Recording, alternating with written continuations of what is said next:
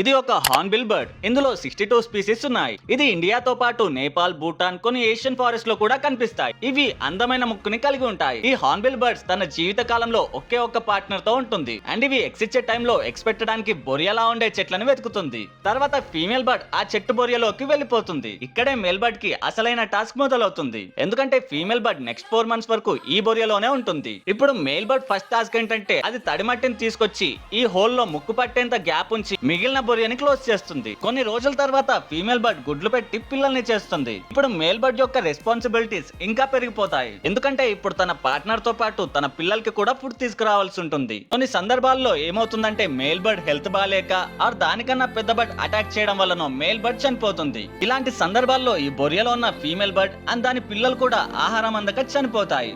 అడగాలంటే అదోలా ఉంది. ఫ్యాక్ట్ నచ్చితే సబ్స్క్రైబ్ చేసుకోవచ్చు కదా. అయ్యో